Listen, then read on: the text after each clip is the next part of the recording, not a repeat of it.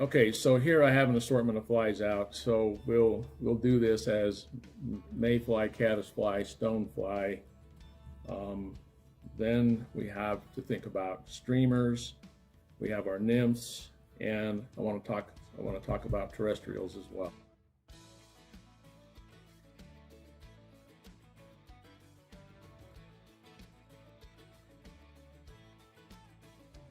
So starting again with the mayfly.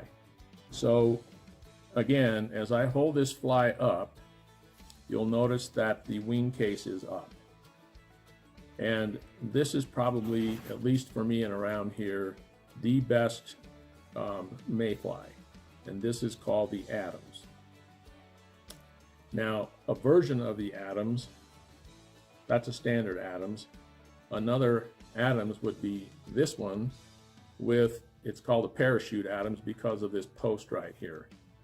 Now, there's also a blue wing olive, which looks like this fly, except it's got a green body.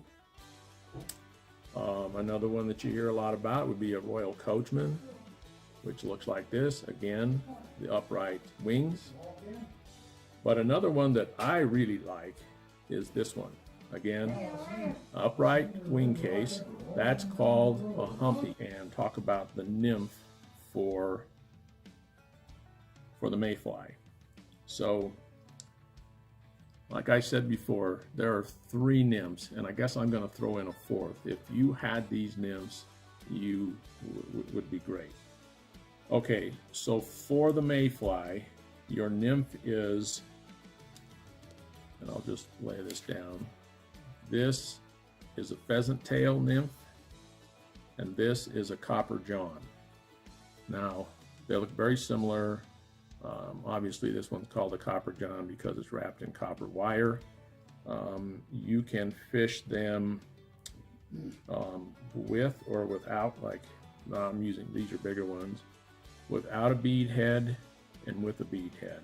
And because they sink, you know, bead head helps it sink. One of the other things you can do when you're tying flies is you can tie lead onto the hook itself, or you can add weight when you're fishing these. That's all part of the nymph fishing.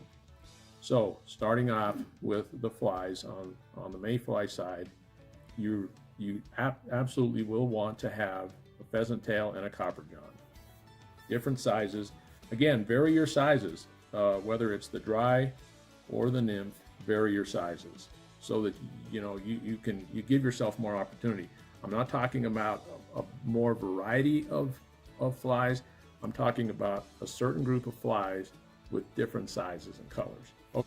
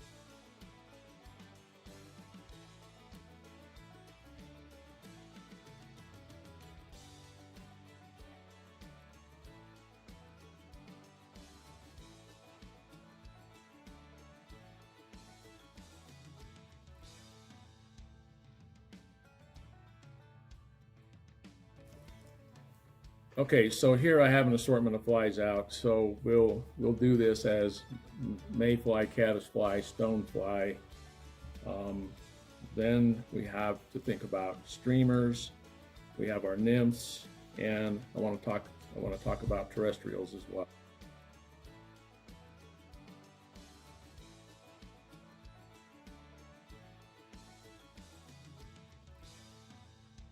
Okay, now onto the caddisfly. A standard caddisfly would look, now you notice how the wing case lays back at its 45 degree.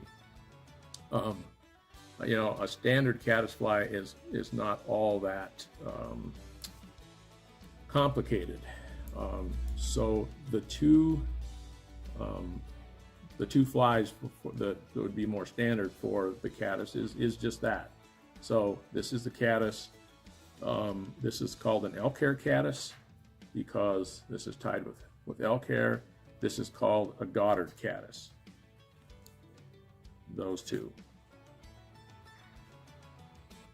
Now, I'm going to be anxious to jump into this next part because I'm going to talk a lot about this next fly because it is probably my go-to fly anywhere in the West. It starts off and it's called a stimulator, and that's this fly.